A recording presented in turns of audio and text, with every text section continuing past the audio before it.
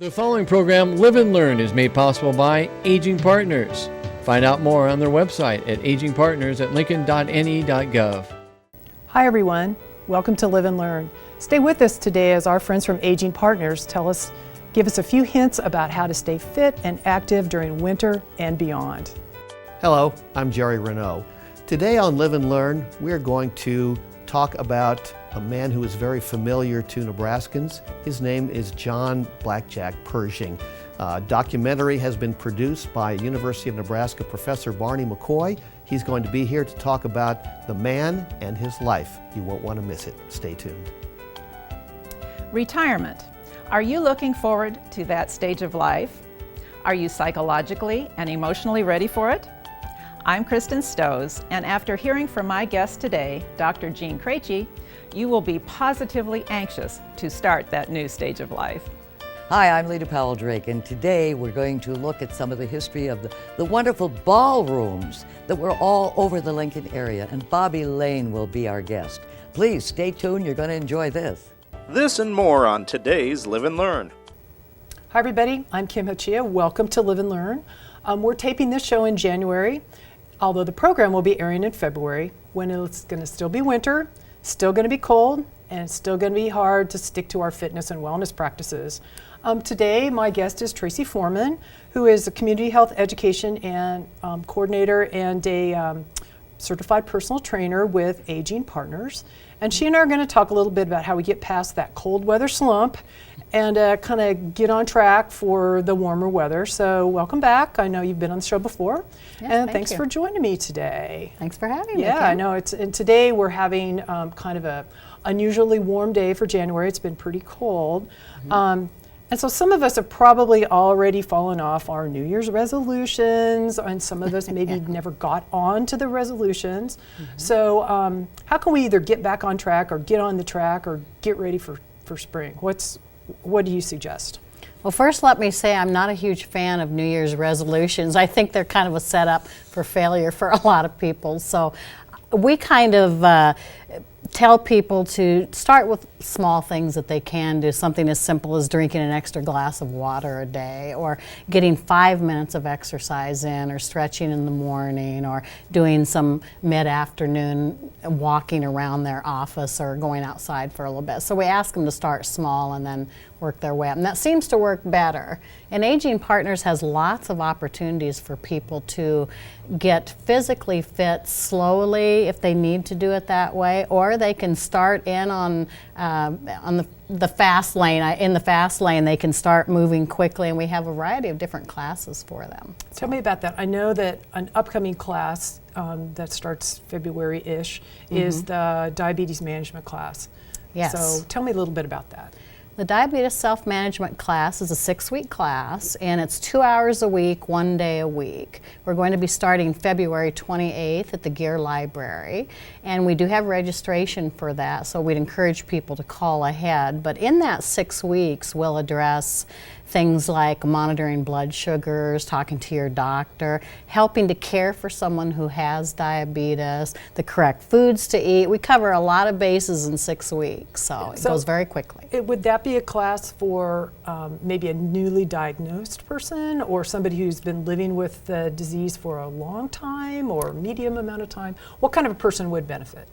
Well, you really said it all. Someone who's recently diagnosed, someone who's been living with diabetes for a while but needs to kind of recharge their life or change the way they're doing things, someone who helps to care for a person who has diabetes, or someone who is concerned, has it in their family, and wants to avoid getting diabetes. So there are many people that it would really, really appeal to. So if people want more information about that class, what should they do? They can call the Aging Partners Health and Fitness Office, and the number will be on the screen, but 441-7575 with, of course, the 402. Okay. And are you one of the people that lead? I am one of the facilitators. We have several trained facilitators across Nebraska. I will be doing the one that begins on the 28th with Ann Height. Okay, So. great. So I know that Aging Partners has a program or a track that they call Active Living Every Day. Yes. And you have some certain, there's a whole slate of activities, but apparently there's some new ones that are coming up: Refresh and Recharge, Dynamic Movement, Feeling Fit Fridays, and something called Chair Rocking. Why don't we talk about these things and how people, Okay. why somebody might find one to be interesting or all of them to be interesting? Well, one that we have several classes that have already started, and some that will be getting started early in February. February 2nd, we begin the Feeling Fit Fridays. And so every Friday at the Downtown Senior Center at 1005 O Street, we will have a series of classes. It'll run for 4 weeks, and we're going to be starting with Refresh and Recharge, and then we go into a yoga class, a seated fitness class, and a chair dancing class. So it'll be kind of fun. You'll have something different every Friday. So Tell me about what's chair dancing? Dancing in the chair. I do that in my car. we have we have a chair rockin' class that really is what that class is going to be all about, and that's one of our new classes this year. So basically, it's seated warm-ups and then going right into cardio exercise. You really can get your heart rate up from a chair, so that's what we want people to understand. Even if you have limitations, you can still get your heart rate up. And I know that one of the important selling points for Aging Partners class is that they're evidence-based. So Yes. tell me what that means and why that's important and why people should look for an evidence-based class. Well, evidence-based programs are generally 6 to 7 week classes, and they're very specific to certain illnesses or conditions or concerns. Stepping On, for instance, is a 7-week class that allows people to learn different ways to move, different shoes to wear, how to avoid falling, basically. So people that have concerns about balance would attend a Stepping On class.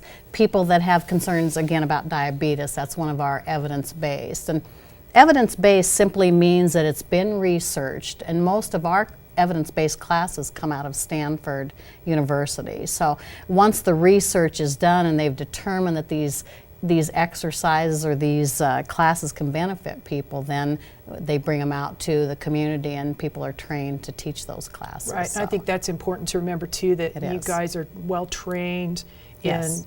in directing the class, and it's not just We are. somebody out there just saying, step up, step down, No. left, right, whatever. That It's pretty intense training. Right, Yeah. right, and that it's it's a very safe class, and Yes. people can feel good about being part of the activity because it's going to benefit them.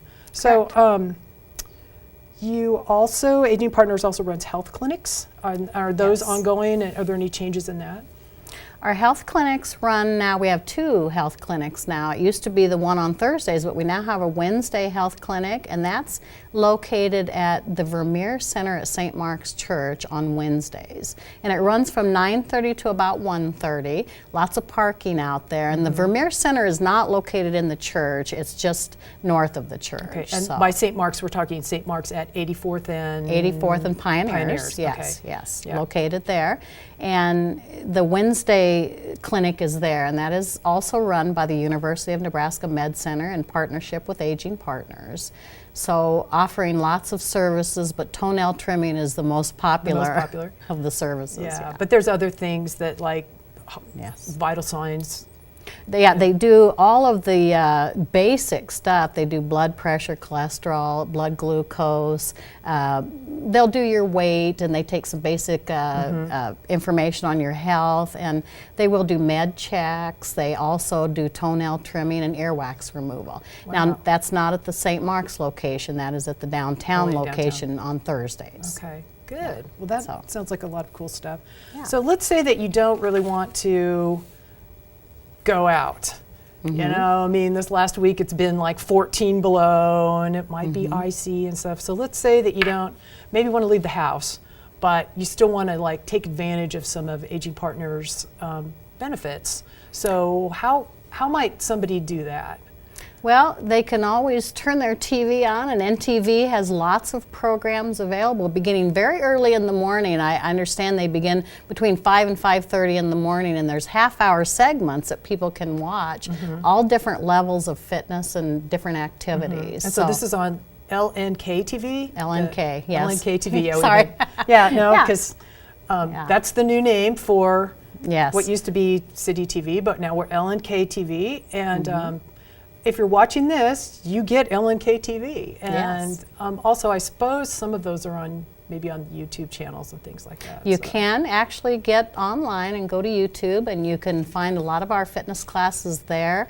We'll have Tai Chi and Qigong there and some of our other fitness programs. So if you just go to YouTube and type in fitness classes, Tai Chi, Lincoln, Nebraska, or Aging Partners, then they'll come up for you. Right. Yeah. So, and then also, apparently you guys will rent tapes or CDs or something, or how does that work? We actually have them available for purchase. So Okay. if someone wants to purchase one of our fitness programs that they've seen on LNK, then they're really encouraged to call our number, and we can see if we have that one available, and they can get one sent out to them. Wow, that Yeah. sounds great. What a great service. So Yes. what are you most excited about coming up in the next couple weeks here, or the next, I don't know, quarter? Yeah. In terms of Aging Partners and activities you guys are going to be doing? We're always doing health services in the community, but really most exciting for us are the new fitness classes coming up. So we've stepped up our game a little bit in terms of cardiovascular options. We also have a couple of classes that are incorporating different things. For instance, the Refresh and Recharge class, you can do the seated stretching and energy work, and then we move into the standing exercises, and that really includes things like Qigong, a little bit of yoga, and not a whole lot of Tai Chi, but there may be some similar movements in there, deep muscle work, and we also do some joint work with that class, and then we go back to seated and do our cool down there.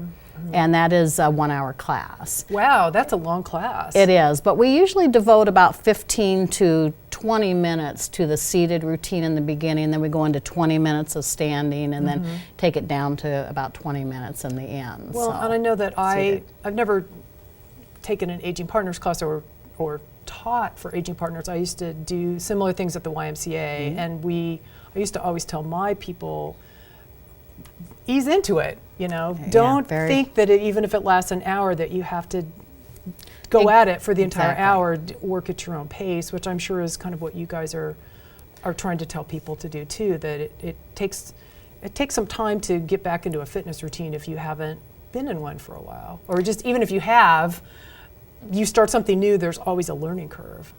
So- We ask people to, when they call in, ask the person they're talking to on the phone what the best class would be for Oh, yeah. them, because we have many different levels. For instance, the chair rockin' class, that is fast paced from beginning to end until cool down. So they would want to ask if that's a class, if they have limitations that they are able to do. So I agree with you, start slow and work your way up. Right. We have all levels. Right, and people think they're going to be, you know, Husker athlete abilities, and that takes a while to kind of build up to that. So, It does. You're yeah. right.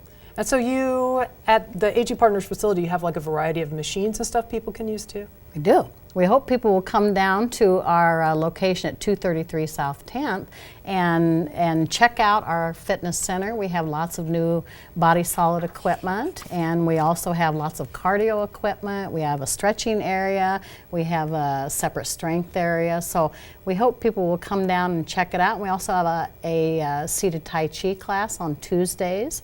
That's at 9:30. So if people want to come down and check out that class, we'd love them to do that. Good. Well, Yeah. you know, every time you and I talk, I think I need to check those out, and one of these days I'm going to do it. So, thank you, Tracy. It's always a pleasure to have you on the show, and you. I enjoy our discussions and learning more about all the fabulous activities that Aging Partners offers. So, Thank you. thanks for joining us today, and remember, it's never too late to live and learn about keeping yourself fit and healthy. Hi, I'm Randy Jones with Aging Partners. Did you know that Lincoln expects a 75% increase in the number of seniors living in our community over the next 15 years? Aging Partners is a community service that provides fitness programs to help keep older adults strong and healthy. This year, Lincoln Cares donations are providing funds for new fitness equipment. You can help make this happen. Sign up to support Lincoln Cares and add $1 to your LES bill each month.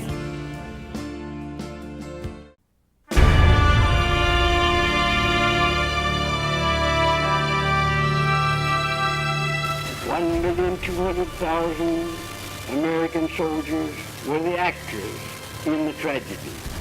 They suffered as only those who have been through that war can realize.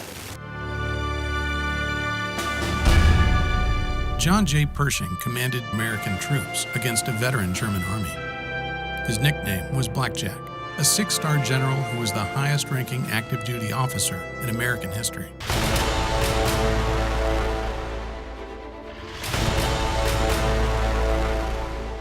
We're a 1914 Army that is now in 1917, so we're playing a tremendous amount of catch-up.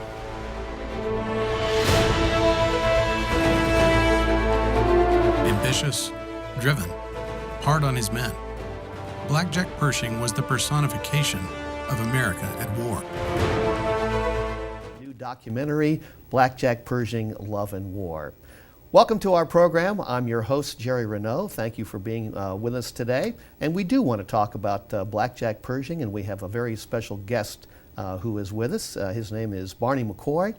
Barney is a longtime educator at the University of Nebraska in Lincoln, and before that was a broadcaster, anchor, investigative reporter, janitor, all kinds of things. So a wonderful career. Thank you for being here. Thanks, Jerry.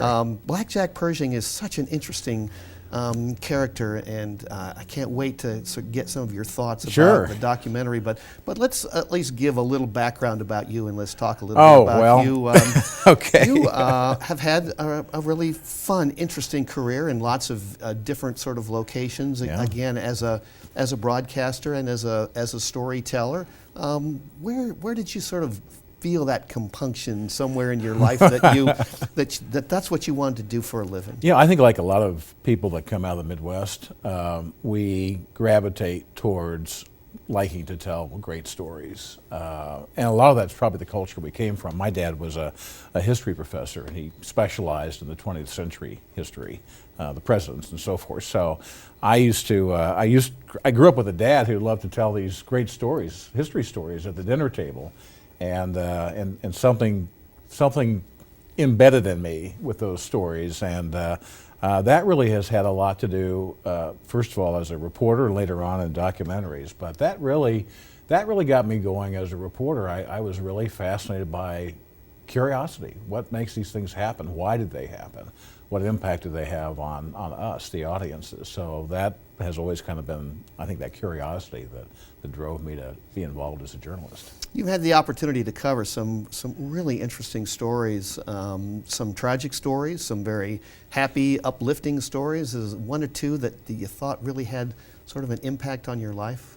You know, I think I'd say this is one of the great things that we both know about journalism, is that it gives you the opportunity to have a front row seat to history in the making. And whether it's the debut of Michael Jackson's live tour in Kansas City, and hundreds and hundreds of thousands of people for that, or whether it was the tragedy of September the 11th in New York City. These were all events that I had the opportunity or was assigned to cover. And so there, whether it was the beginning stages of Gulf War I in the Middle East, and traveling in the Middle East as a reporter, later on in the Balkans, after Serbia and Kosovo and U.S. intervention there, all of those things I think helped to shape me as a reporter, shape me as an individual, and really, I think, dedicate themselves to the importance of journalism in our society today. We need to have people out there who independently can say, this is what's happening here, and try and report the truth, and let our audiences decide where the chips lay. Yeah, absolutely, and we were delighted that you were a part of that and told the great stories. Okay, so let's talk about Pershing. Pershing has some interesting connections to Nebraska, is really well known as a military man, and we're going to talk about some other things as well. What was it about John Pershing that you said, I'm going to take 5 years of my life and I'm going to really examine who this guy was? I didn't expect to spend 5 years of my life telling his story, but it's a process, and that's part of what attracted me, not just to telling the story, but to coming to the University of Nebraska, where I would have that opportunity. It began with a phone call by a former Nebraska alum who had been in the ROTC program at the university, who said, could we do a documentary on General John Pershing? And to be honest with you, I didn't know a lot about John Pershing at that point. I knew he had been a commander in World War I. I knew that there was some connection to Nebraska and the university. But beyond that, I didn't know if there was enough archival material to be able to visually tell his story. And so that's where the research began. That's where you start figuring out who can we talk to as a historical expert. Are there people around today that know more about Pershing? And so that was really the genesis of this documentary. Let's talk a little bit about Pershing, the military man, because the documentary is sort of broken down. It's love and war. I think you showed some of the sides of Pershing that we don't get to see very often, but we do know him as a military man, and a lot based on World War I. But there were several other interesting exploits in his military career before World War I. I call him the Forrest Gump of military history at the turn of the 20th century, coming out of the 1800s, and then even into World War II. He was a presiding and dominant historical force in the U.S. military. And I'll give you an example. He goes to the Spanish-American War, and he's commanding Buffalo soldiers, and we all know that Teddy Roosevelt got the press with the Rough Riders for charging up San Juan Hill and repelling, the Spanish and that kind of thing. But right next to him, going up the side of that hill, was John Pershing and the Buffalo Soldiers. So that so impressed Teddy Roosevelt that a couple of decades later, when he was president, he remembered Pershing's gallantry in that particular battle, and basically leapfrogged Pershing over 800 other officers to basically promote him as a brigadier general in the U.S. military. Right. Let's talk a little bit about World War I, because that really, I think, is where he is most known for in commanding the troops. And when we went into the war, it was a difficult task for him. It was more than difficult. It was, as a nation, we just were not prepared to go into war. Even though Germany and France and Britain and those who would then become our allies in that war had been fighting, and millions of lives had been lost for 3 years. When we got involved in April of 1917, we had a standing peacetime military of roughly 220,000 soldiers and officers. And the incredible thing about that is that within less than 2 years, we would have 2 million troops sent across the Atlantic Ocean, infested by German U-boats. We'd have to build our own deep water ports, but we would basically have to train against a veteran army, a military that just was not prepared to fight. And to me, that was one of the most incredible. I mean, the logistics, the training, knowing what the overwhelming odds against us were going to be like, and being able to persevere and effectively turn the tide of that war in favor of the Allies. Yeah, he's sort of given credit for changing the entire look of the U.S. military. He wanted the U.S. military to be more mobile. When he was chasing Pancho Villa in Mexico before World War I, we began to see the modernization of the U.S. military. Right. He was using aircraft for the first time, motorized vehicles, something called radio for the first time for communication. So you saw a lot of that technology that was brought into the fray also being utilized more effectively in World War I. Right. Okay, the documentary Blackjack Pershing, Love and War. Let's talk about the other side of Pershing, because you sort of have this image that Pershing is this very stern, very serious sort of individual. But his personal life, it really showed his other side, particularly in these letters that he would write. And he also had terrible tragedy in his personal life. And you're right, Jerry. He had this very disciplinarian public persona. But when we looked at hundreds and hundreds of personal letters that he had written to his wife, Frankie Warren, and she was 20 years younger than him, and they fell in love. She was the daughter of a powerful Wyoming senator. That's where they met in Washington, D.C. They very quickly began to have a family, and he was posted to the Philippines, where that was also a critical part of his development as a military officer. But 3 daughters, a son to follow, Warren. And you would see in these letters that they would, when they were apart, they would almost write to each other on an every other day basis. And these letters were tender, and they were passionate, and they really, if you'll pardon the expression, they let their hair down. I mean, they really talked about just how much they missed being with each other physically and what was going on in their lives. But there was definitely a true connection there, and I think that is one thing we really tried to bring through. The tragedy in 1915, when Pershing was the commander at the Presidio in San Francisco, he had been reassigned to Fort Bliss, Texas, to begin putting troops together in what would become the punitive expedition looking for Pancho Villa.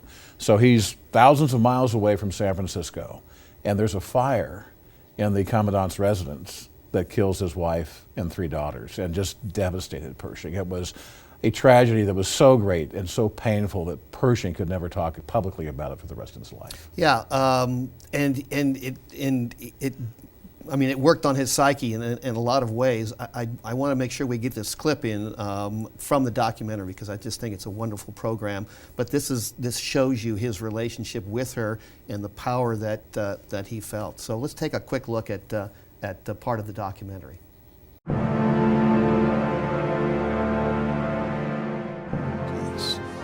As commander of the American Expeditionary Forces in Europe, Pershing faced the military challenge of his life. 3,000 miles from home, an American army is fighting for you. Only the hardest blows can win against the enemy we are fighting. When we're thrown into the mix in April of 1917, we're a 1914 Army that is now in 1917, so we're playing a tremendous amount of catch-up.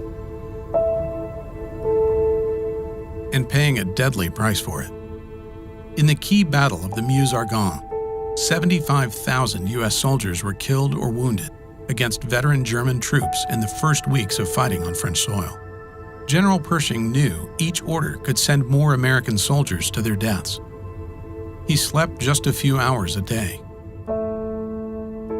His hair turned grayer, his skin paler, as his soldiers kept dying in combat. A lawyer sees his mistakes on visiting day. A doctor buries them one at a time. A general, you count them in the thousands and the tens of thousands. After one visit to see badly wounded American soldiers, a stunned aide watched as Pershing broke down in the back seat of his staff car. Sobbing, Black Jack Pershing cried out for his wife, Frankie. Frankie, my God, sometimes I don't know how I can possibly go on. John Pershing knew Frankie would never be able to answer.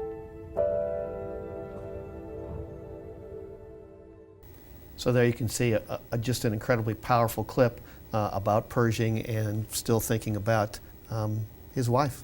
Oh, yeah, and that was an image that he would never be able to get out of his mind for the rest of his life. He lived to the age of 87. He had a long and very productive life. And he did have another woman that was in his life that he fell in love with, and so he had some very powerful letters to her as well. We don't have much time to talk about that, but he did find love again, which was nice. Quickly, Black Jack Pershing. Where did he get the name? Where did the name come from? So he commanded the Buffalo Soldiers, one of the few white military officers who commanded African Americans. And he then went back to West Point, where he was a graduate from, and he was a tactical commander. And the new cadets at West Point hated Pershing. They thought he was too rigid as a disciplinarian, so they rebelled against him. And when he would walk into the mess hall, they gave him the silent treatment. Everybody would stop what they were doing and say nothing until Pershing left. But because he had commanded the Buffalo Soldiers, he was given the name, it was the N-word Jack, and later softened to Black Jack Pershing. Right, interesting. I think most people don't understand now they know. that part of it. Yeah. Okay, if someone is interested in finding out a little bit more information, we do have a website, and Sure. we do have an email where people can go and look for some more information. Right, and this is being periodically broadcast as well on NET across the state of Nebraska this year. But yeah, if they'd like more information on Pershing himself, jjpershing.com is a website that we've built where people can learn more about his life. And also, if they're interested in purchasing a DVD at some point, they can send an inquiry to pershingloveandwar@gmail.com. Fabulous. Barney, it's a wonderful documentary. Congratulations. Thanks, Jerry. And Yeah. thanks very much Process. for being here. Enjoyed it. And that's all the time we have here on our segment today for Live and Learn. And I want you always to remember, it's never too late to live and learn. Legal services are a part of the spectrum of senior services available through our 8 area agencies on aging. Attorneys can assist and educate seniors on consumer credit and debt collection issues, as well as help them plan ahead with advance directives. Attorneys can also help seniors with consumer fraud and financial exploitation concerns, and also guide them through government benefit issues. For more information, contact the Elder Access Line at 800-527-7249. What is the key to a happy and fulfilling retirement? I'm Kristen Stoes, and today we are going to examine the psychology of retirement and of aging, as I welcome Dr. Jean Krejci, anthropologist. Welcome to Live and Learn. Thank you. I have really looked forward to this conversation today, Jean. Thank you. Wonderful to have you. You have such an amazing background in education and experience. Could you please give us a synopsis of your life's work, which I know is a lot to ask? Well, it's kind of long, my life is, because I am in my 80s, but I started early. My background in education was education and teaching, Spanish, and then counseling, and then anthropology, and degrees in each one of those that just developed over time. So that's my... One led to the next. That's right. Yes.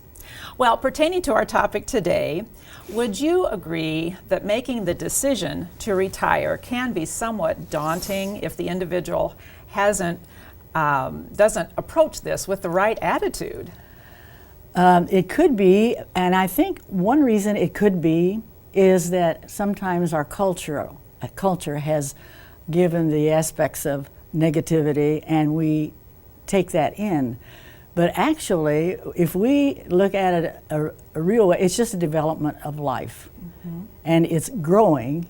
In fact, the title of your program, Live and Learn, is one of the best descriptions to help one to avoid the fright of retiring. That it's a aspect of stopping something, or really it's growing into something. And so I like to look at the aspect of our life as more of a cycle going upward rather than breaking off, because I have sensed that some people are afraid of retirement. Well, on the other hand, some people can't wait. Well, there are two sides to that coin. That is for sure. On the positive side, it really is very exciting to consider all the things one can do after retirement. Let's talk about that a little bit. Well, I would agree, actually, because one is free. The aspect of doing what you want to do, not that your job wasn't what you wanted to do, but you're free to travel, to take on other jobs, to get more acquainted with, for instance, activities that you never got to do. So the positive side, I think, is far more important for how we feel about ourselves and how we enjoy life. Yes, I totally agree. And I know that you are a big believer in being able to be your own boss. Let's talk about that a little bit. I love that.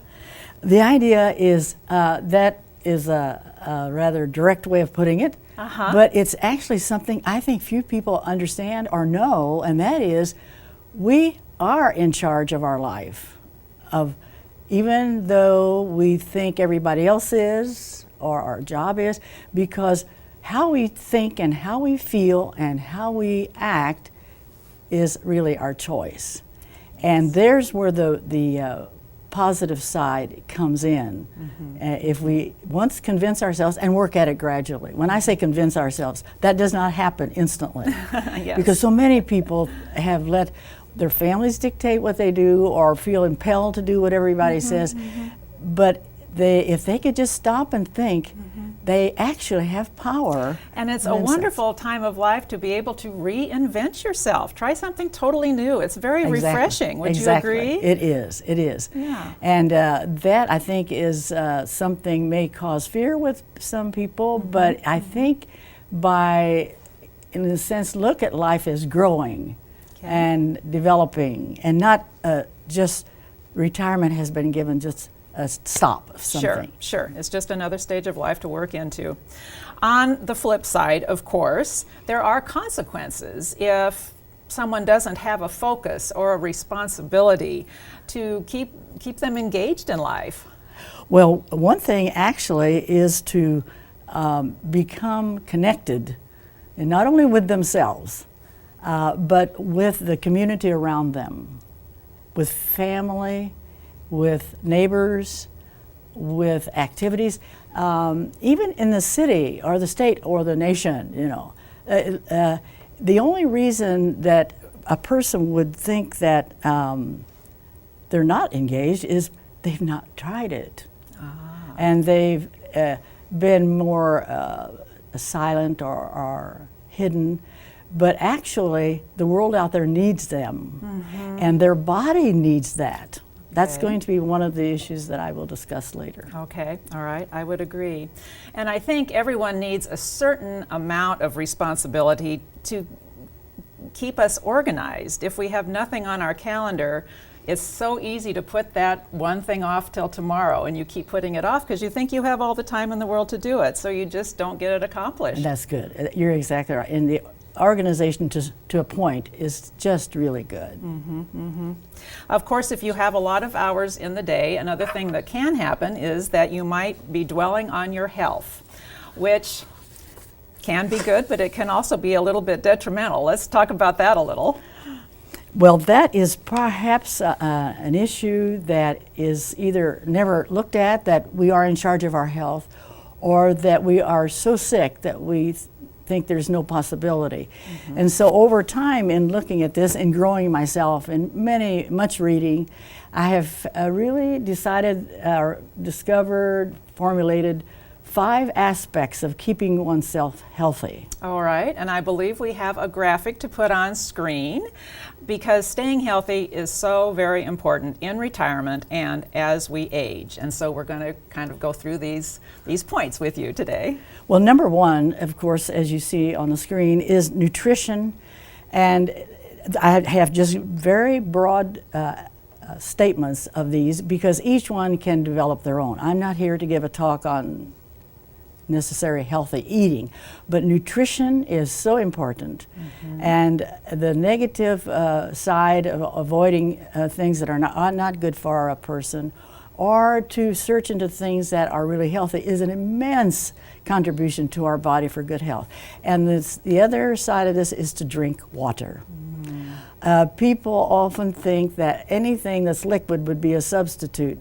There's nothing like water. I even have brought my mug along. Absolutely. And I do drink a lot of water, and not a lot that would be repulsive to people, but the amount is around 8 glasses a day, which isn't, I mean, that's not going to hurt. Yes, and if you have more time, you really should be able to focus on keeping hydrated and cooking healthy, actually. Try some new healthy recipes. Exactly. That's a wonderful idea. Yes. And something I might add about water is that we can space it out over the day. Yes. But I want to give the sort of what my own experience has been.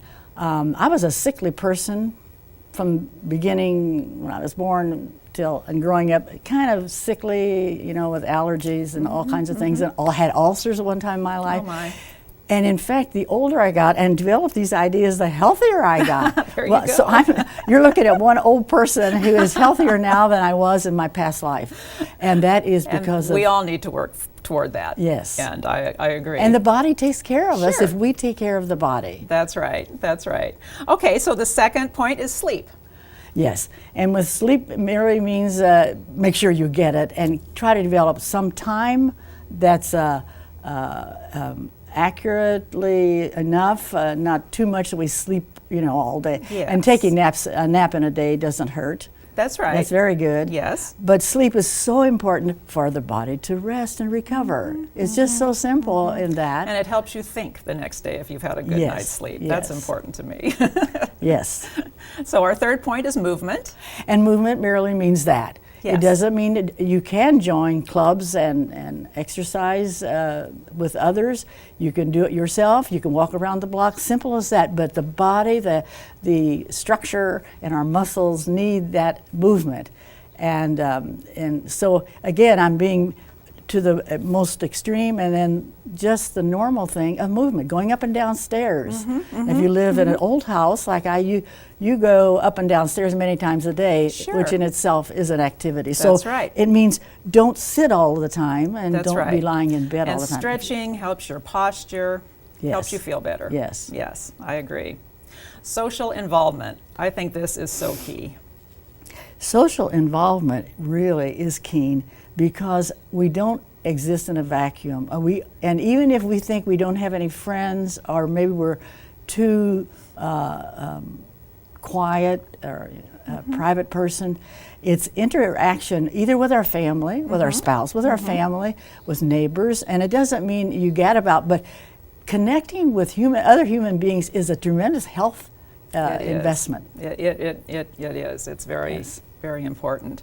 And our last point is attitude. Let's talk about this.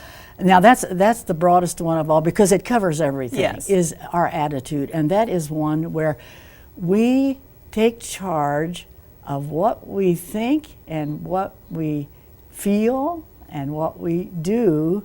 And of course, our attitude governs that. And people think that if they have a thing in their head, that's a reality. And when in fact, if you like, if it's pleasant, if it feels good, but if it's painful, if it's stressful, and we keep at it, that's what stress is. Yes, yes. And we definitely want to talk about stress. How important is it for an individual to avoid stress? That question can be taken in a different way, a slightly different way. We can't avoid getting it, but we can avoid developing it. All right. To avoid stress was simply when we feel the stress, is to stop and think and take a deep breath. That's one thing I didn't mention above was that the idea of when we're tense or when we're worried or when we retire and we are worried about retirement is to stop, take a deep breath, and do that several times, not just once, and do it slowly. Okay. You'd be amazed what that does to the brain. Get some oxygen in the body. And so that idea of just handling stress is really simple. First, be aware of it. Accept the reality of stress. Problems are normal. Sure. You're not a bad person if you have a problem. You're alive. Yes. And so, but you don't let it eat you up. And you can take a deep breath, and either do something about it, and if you can't, then you can think on that line to distract yourself, but you certainly do not have to keep meddling on it. Yes, yes, I understand. I believe we're going to move on to our second graphic, and I'd like to have you talk about the power you believe we each have to be in charge of our own lives. I love this. And perhaps that is the most important part in thinking that regardless of what people have told us about things or how people act around us, if we stop and think and we have the beginning of feeling what it means to be in charge, accept the reality of what is coming our way, if it's negative, and if it's scary, then what can you do about it? If you can do something, you do it. Then you're busy, you're not stressed. Right. That reduces the stress. There you go. And then if it's something, and you can also talk to others in solving that, and also the action you take could depend on talking to someone, or simply resolve it in your mind, or maybe it's simply in your mind and you're worried about it. But the idea of handling things through our own power is one of the most, I think, the best thing that we can do as we grow. I think that is wonderful advice for any age. I really do. Jean, I want to thank you so much for being on Live and Learn today and enriching us with your positivity. It's contagious. Thank you. Thank you, Jean. And as all of you look forward to your futures and your retirement, remember, it's positively never too late to live and learn. Hi, I'm Randy Jones with Aging Partners. Did you know that Lincoln expects a 75% increase in the number of seniors living in our community over the next 15 years? Aging Partners is a community service that provides fitness programs to help keep older adults strong and healthy. This year, Lincoln Cares donations are providing funds for new fitness equipment. You can help make this happen. Sign up to support Lincoln Cares and add $1 to your LES bill each month.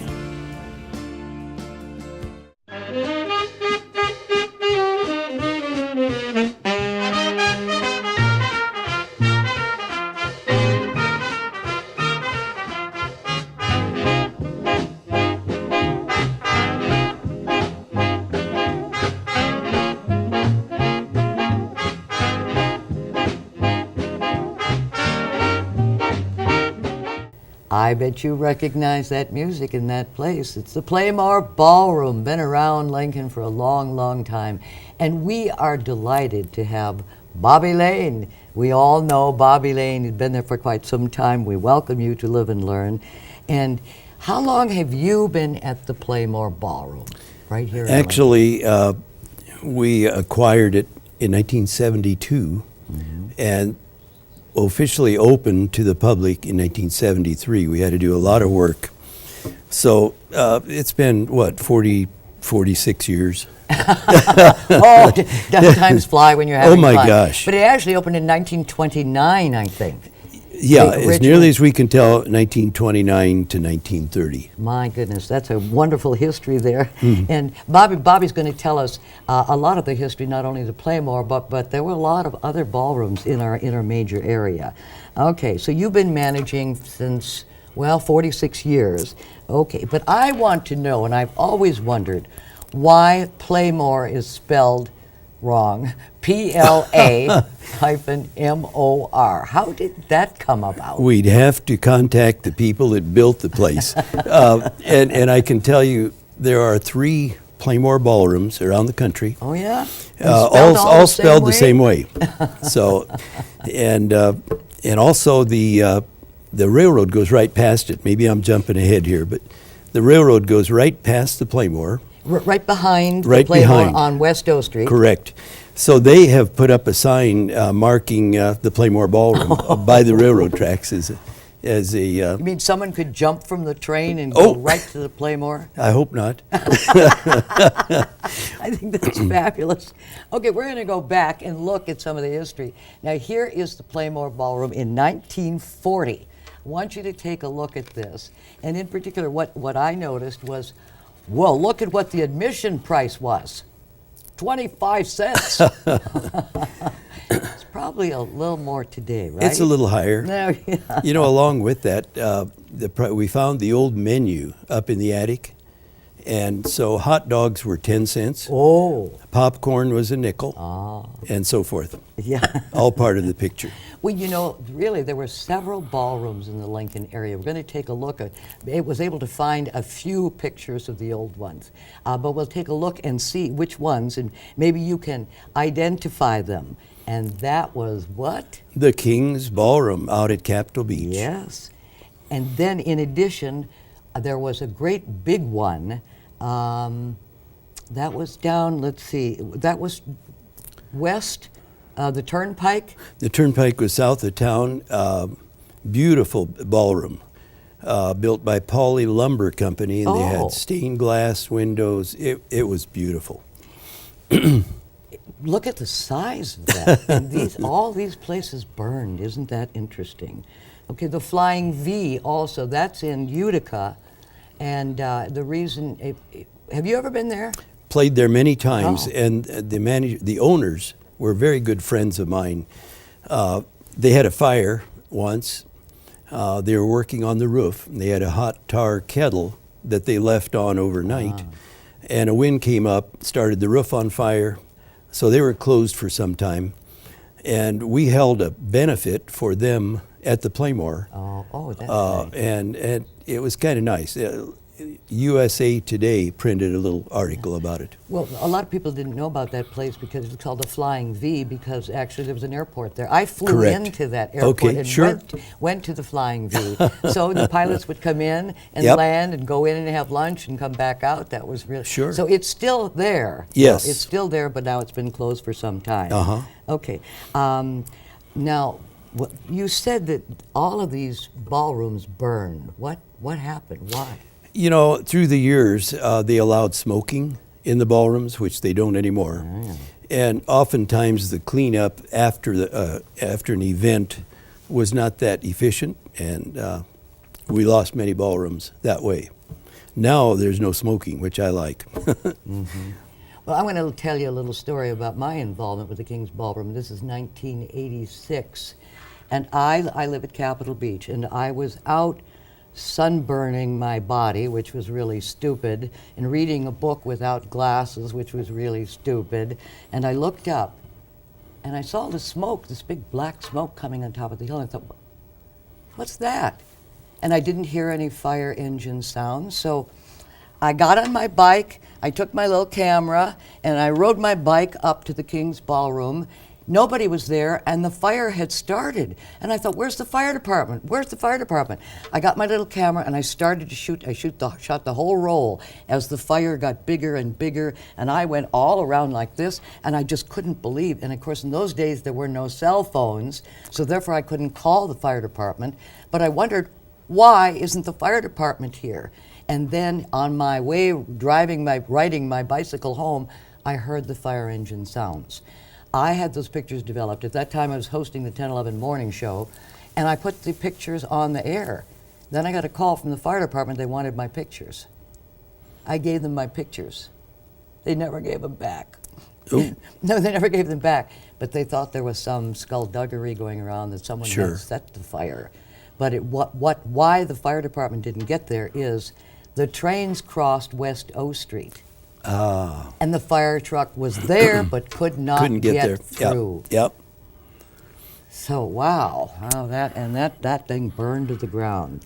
Okay, let's go back to when you got started in high school. You were in the Waverly High School. Correct. And you started out in music in the band. Right. Took lessons at Dietz Music Store, downtown Lincoln, and played trumpet in the band. I went on into the 43rd Army Band and played trumpet in that. And it was nice and warm out there when you played the trumpet. Oh when gosh! You played taps, oh sure. I was the official bugler for and events such as funerals. I would play taps, and in the real cold weather like we've had in Nebraska, they'd put me in an Army car close to the area, and at just the right time they'd push me out and have me play taps. Well, now you're nice and warm inside. I love it. I'm glad for that. Yes. Okay. We're going to take a look at what the Playmore Ballroom looked like 65 years ago. And everybody was, smoking and drinking and carrying on. And didn't you say that the smoking is one of the big problems? Sure, it was, yes. And that's what it looked 65 years ago. And here is what it looks like today. Whoa, yeah. Look at that. Isn't that amazing? Lots of weddings are held at the Playmore, wedding receptions, and all sorts of events. So when you took over in 1972, did you have a lot of improvements to have to make? Or a full year. It had been shut down by the fire marshal from the previous owners and auctioned off. And what they called hippies in those days were living in it. What do we call them today? I give up. They're worse than hippies. Senators. Anyway, it was auctioned off, and the attorney that bought it called me and said, I just bought something that I think you should have. So that's how it started. And you should have it. I guess. And he gave it to you? Not quite. Well, some of the big players played at the Playmore, and the 1 and a 2, and turn off the bubble machine. Oh, Lawrence Welk. We all love Lawrence Welk. And he played at the Playmore, and he told me personally of a story that when he was booked there, his price was $325. And was that for the whole band? For the whole band. That was the entire price. And he hit a Nebraska snowstorm. So all they took in was $225. Oh, dear. And that's all he charged the Playmore. So. Well, I always liked Lawrence. Oh, yeah. He was a real gentleman. I liked him. And he'd been very successful and is still on Nebraska Public Television. Sure. And, of course, the Tommy Dorsey Band was actually there.